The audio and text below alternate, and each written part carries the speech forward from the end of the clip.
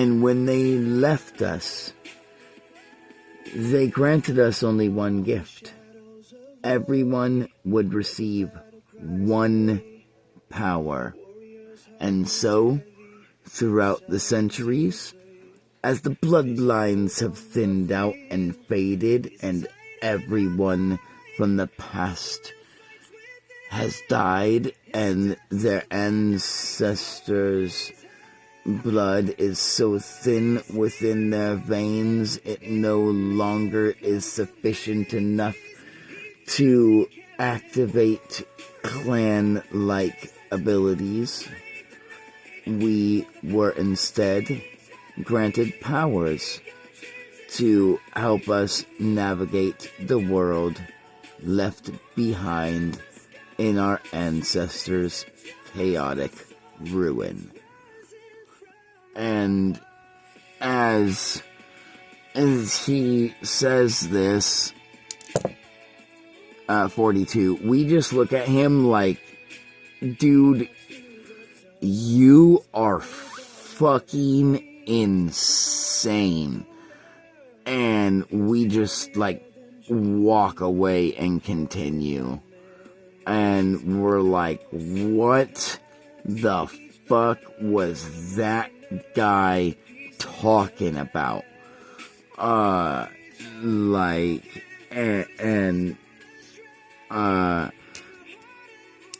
Let's see if 72, nothing, and okay, so it happens before we sleep.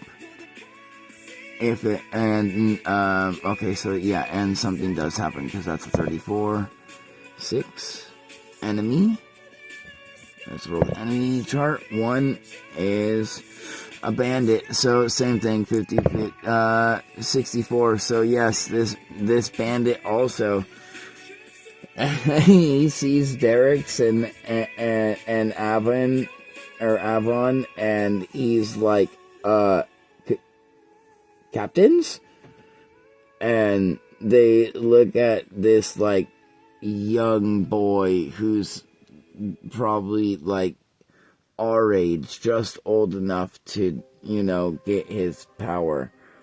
And Derek's and Avon look at him and they go, Aaron.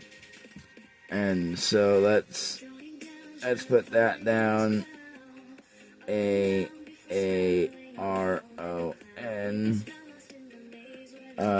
And they're like, Aaron, my boy, this is not the life for you. And as, like, they say that, they then both look at me, and I look at Avon, and I'm like, I don't fucking trust you. And Derek's is like, he's a good kid. He's Avon's son, but he doesn't know that. And Avon, like, puts his head down, and Jax, like, is like, all right,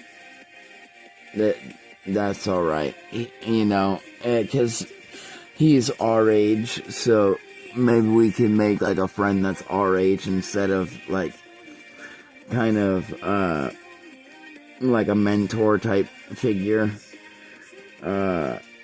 And because we see Derek's as like an older, like, mentor type figure, and because he helped us, like, tame that beast like it was nothing.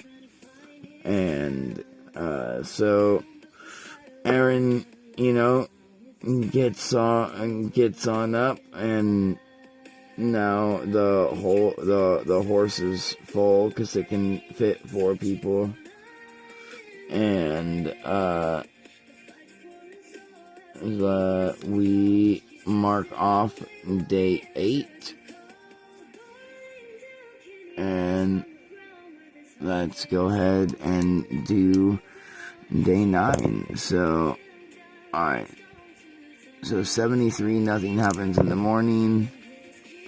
54, nothing happens in the afternoon. And 63, nothing happens at night.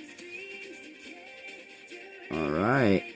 So day 9 goes by without a breeze, dude. And then day 10... 2, something happens in the morning. So let's do this so I don't forget. 43, something happens in the afternoon. And 51, nothing happens at night. So first off, morning. 1 is enemy. 6, ooh, bandit boss. Alright, that makes sense. So, as we're, like, traveling, we come up against, the bandit boss. He's, like, standing, or we'll say he's, like, on his horse at his post, surrounded by guards, like, blocking off the way to continue. And they're, like, calling for a toll. And, they see us, on our magical beast. And, let's see if... Alright, so 99. So they're not going to fuck with us because of our magical beast. And then they see, Avon, Aaron, and Derek's, and 16, they look at us, or they look at them, and they ask them aggressively if they're like betraying the bandits or not. 66 or 65, they say no.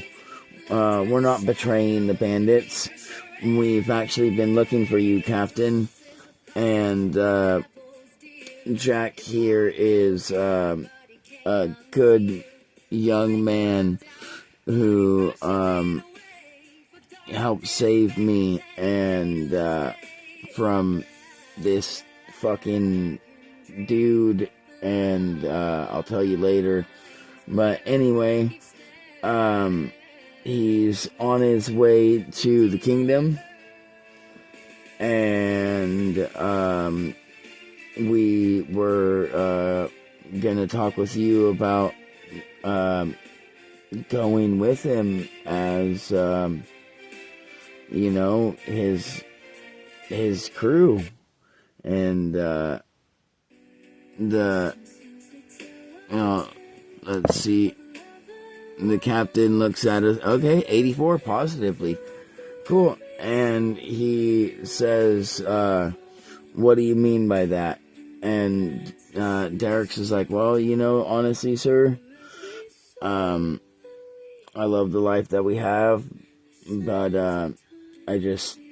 I want more for myself, you know? Like, I'm sick of robbing people on the road and living in the woods, and just I want to use my powers to do something good before I die. And the bandit boss, he goes, you know, when I was a boy, I wanted to be a great hero too. But the king and queen of that kingdom, they're not good rulers. They let the kingdom fall into ruin. They let the rich come in power. They let all the poor be either run out, starve to death, or be enslaved as soldiers. And my family was lucky enough to escape. My mother and father died when I was young, teaching me how to survive in these woods on this road. That's all I've known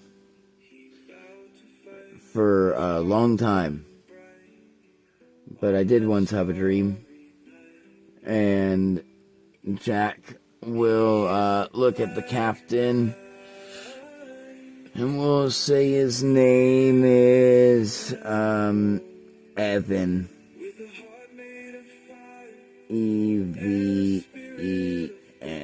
Evan. And we'll say, we'll be like, you know what? I don't know if I want to be a hero. I don't know if I want to be a villain. I don't know if I want to make a great name or a bad name for myself that'll live throughout time. I just want to live my life and get my revenge on Power City. And he looks at us and goes, well,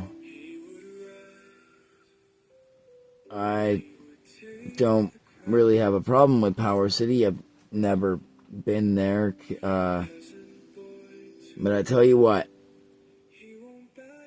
you help me seek my revenge on the kingdom behind us, and I'll help you take your revenge if you help me take mine. That sounds like a pretty good deal to me. And we look at him and go, well, what do you want for your revenge? Like, what do you have in mind? And he's like, you know what? I was gonna ask you the same thing. And he says, I'll go first. For trust. He's like, I want the king and queen dead. It's that simple. I want the princess in power so that she can right her parents' wrongs. That's all I want. And we look at him and go, it's understandable to me, man. I kind of want the same thing, except it's not the king and queen. The king of Power City is just a young boy right now, but his retainers are manipulating him like strings that are being pulled by a puppet master. And I want them eliminated so that the boy can be a great king and make a truce with the kingdom behind you and make this continent great again. And we both nod at each other and go, deal. And we put our arms out and shake hands, and that'll be the end of day 10.